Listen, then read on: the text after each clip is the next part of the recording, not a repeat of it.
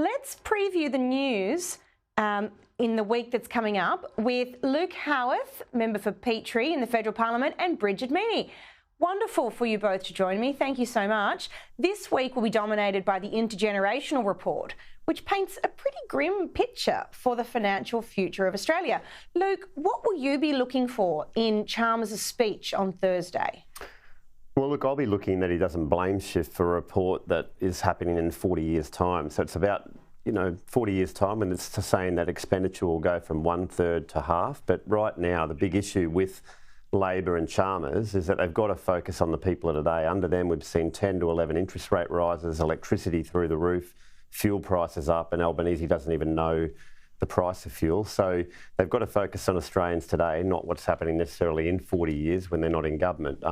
But look, it is an issue, and we know that the economy under Labor isn't great, and the only way to fix it is to put in Peter Dutton and the Liberals in 18 months' time.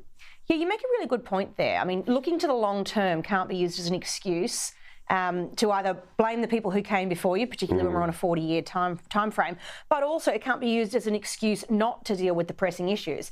And to do the right thing, according to the data that we have in this report, as much as we've seen so far, also requires that we do the very same things that are needed now, like get inflation under control, get productivity happening, and help put that downward pressure on interest rates. Well, absolutely. Look, Australians are worse off under Labor. Right now, people are hurting. This last 18 months has been very tough, and they're looking for any excuse to, shift the focus from what's happening today.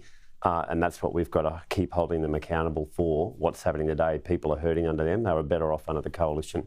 Bridget, you're part of the generation that will be forced to pay for all of this government spending. How do you think young people feel about this? Are they noticing, and do they care?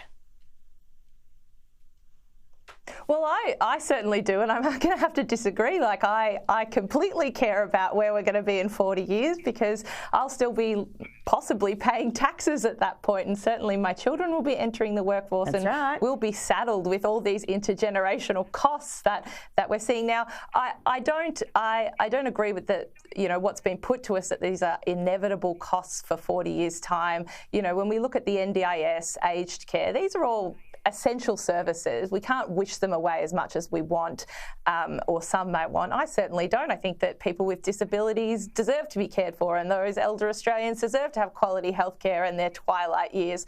So it's all about how these are funded going forward. And I think if we look to particularly the aged care sector, there's some really innovative, forward-thinking ideas coming out of the sector that isn't just government funneling money to sustain good quality care. And I would urge the government to look at that as well, because I refuse to believe that this is an inevitable cliff that my generation just has to walk off.